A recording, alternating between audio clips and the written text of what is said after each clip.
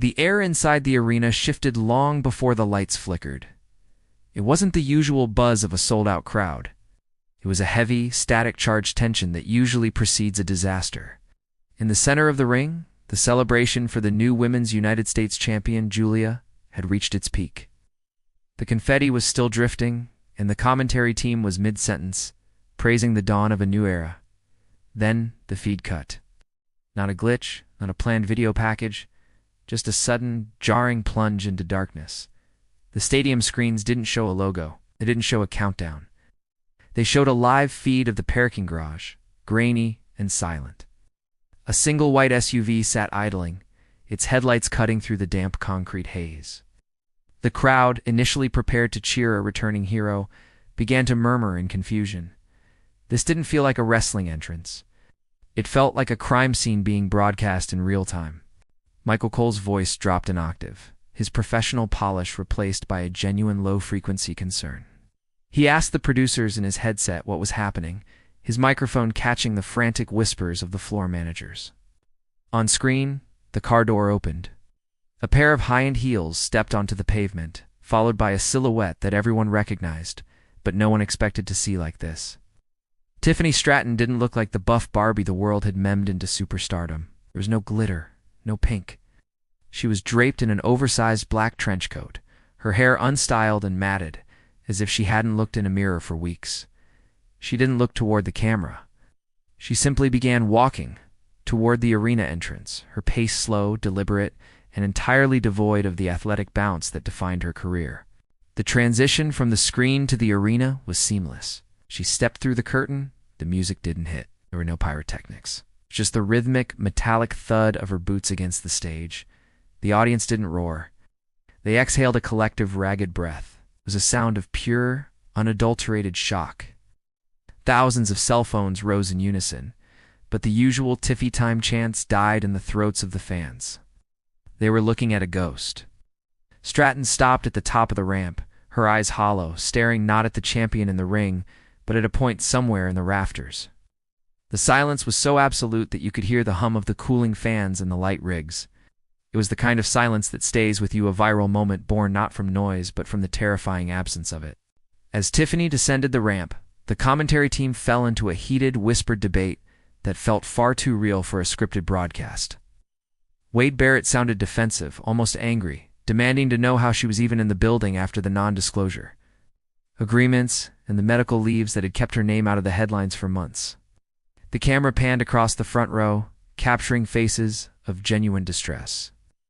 One young fan, decked out in old Stratton merch, wasn't cheering.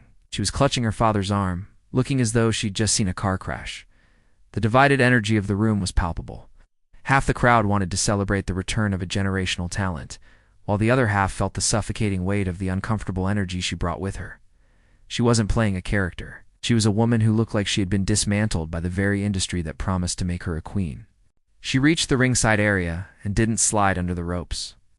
She walked to the timekeeper's area, pushed a technician aside with a cold robotic shove, and grabbed a microphone. The feedback shrieked through the PA system, a piercing noise that made the audience flinch. Julia stood in the ring, her championship belt lowered, her face shifting from triumph to a wary, defensive stance. The two women represented opposite ends of a spectrum, the fighting champion and the fallen idol. When Tiffany finally spoke, her voice wasn't the high-pitched, bratty tone of 2024. It was raspy, stripped of its affectation, and dangerously quiet. She didn't address the title. She didn't mention the Royal Rumble. She looked directly into the camera and whispered, "I didn't come back for the gold. I came back to see if any of you actually cared that I was gone." The line hung in the air like a poisonous gas. It wasn't a heel promo. It was a cry for help disguised as an indictment. The fans didn't know how to react. A small section tried to start a welcome back chant, but it was quickly drowned out by a wave of shushing from the rest of the arena. People were leaning forward, gripped by the raw, materiative reality of the moment. Stratton climbed the steel steps, her movements heavy, as if the gravity of the arena was personally trying to pull her down. She entered the ring and stood inches from Julia. The champion tried to raise the belt as a shield, but Tiffany didn't even glance at it. She reached out and touched the side of Julia's face, a gesture that was more funeral than fierce. The viral clip would later show the exact second the security team flooded the ring, not because she had attacked anyone, but because the producers had clearly lost control of the segment. The moment the broadcast cut to a commercial, the chaos didn't end. It moved behind the curtain. The viral nature of the return was immediate, but the internal fallout was catastrophic. Backstage footage leaked within minutes, showing a frantic Triple H trying to coordinate with medical staff while the locker room stood in a state of paralysis. This wasn't the usual post-segment camaraderie. Veteran performers like Charlotte Flair and Bayley were seen in the background of grainy social media clips, their faces etched with a mix of professional frustration and personal concern. The hierarchy of the women's division had been shattered in less than 10 minutes. The return of Tiffany Stratton wasn't a boost to the roster. It was a radiation leak. In the hallways, the tension turned into open conflict. Younger stars, who had spent the last year carving out their own legacies in Stratton's absence, felt the oxygen being sucked out of the room. A heated argument broke out near the gorilla position between Chelsea Green and several producers. The grievances were grounded in a terrifying reality. Why was a woman who clearly wasn't right being given the main event spotlight? The legacy pressure that comes with being a former champion had curdled into something ugly. The locker room was divided between those who saw Tiffany as a victim of the machine and those who saw her as a ticking time bomb who was going to ruin everyone else's hard work. The media began circling like vultures, with journalists tweeting about unconfirmed reports of a massive breach in protocol. The most jarring aspect was the silence from Tiffany herself.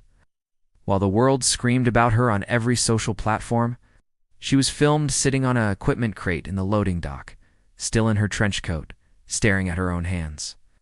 She didn't speak to the doctors. She didn't acknowledge the cameras. It was a grounded, serious depiction of the toll this business takes on the psyche.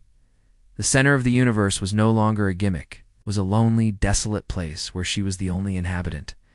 The consequences were starting to ripple outward. Sponsors were reportedly calling, asking for clarification on the unstable nature of the segment. This wasn't just a wrestling storyline anymore. It was a corporate nightmare being fueled by the genuine emotional breakdown of one of their biggest assets. By the next morning, the Tiffany return was the most searched topic globally. But the narrative had shifted from excitement to a deep cultural unease. The family and personal consequences began to surface through carefully worded statements. Her parents, who had watched her go from an elite gymnast to a global wrestling icon, were reportedly blindsided by her appearance.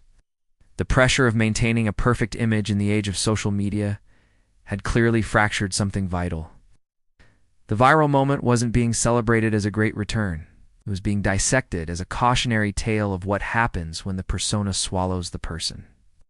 The grounded, serious tone of the coverage reflected a fan base that was growing up, realizing that the people they cheered for were often breaking under the weight of that very adoration.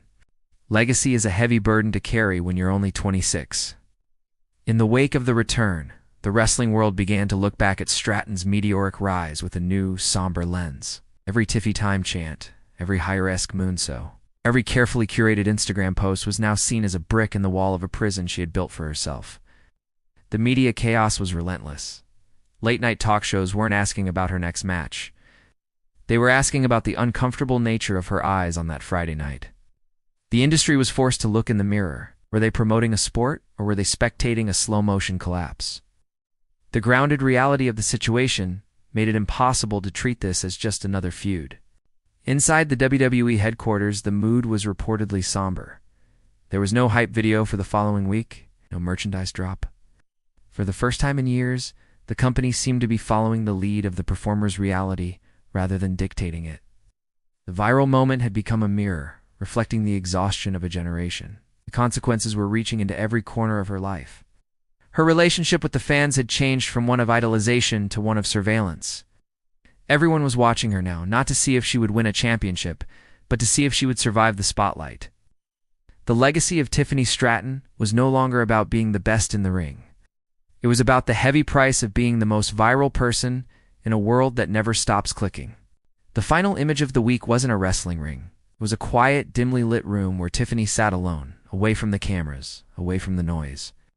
The viral moment had passed, replaced by the lingering, haunting question of why.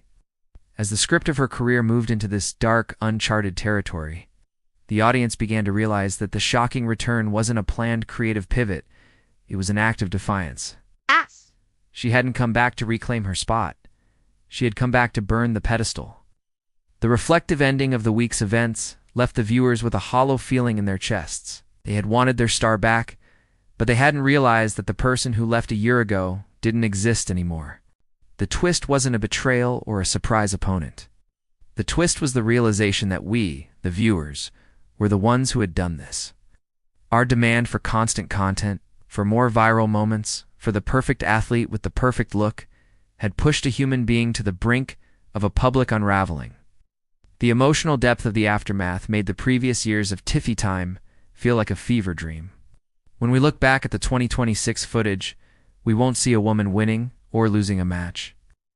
We will see a woman standing in a ring, surrounded by thousands of people, yet looking more alone than anyone we've ever known. The lingering question stayed. If she had never come back, would we have even noticed she was suffering? The viral moment was a scream into a digital void. It wasn't about the gold, the glory, or the road to WrestleMania. It was about the terrifying reality that in the world of cinematic storytelling, sometimes the most honest story is the one that breaks your heart. As the video fades to black, the sound of that metallic, rhythmic thud of her boots returns, echoing in the silence. It's a reminder that the clock is always ticking, but for Tiffany Stratton, time didn't start when she walked back into that arena. It stopped. And now we are all just sitting in the dark, waiting to see if the lights will ever truly come back on.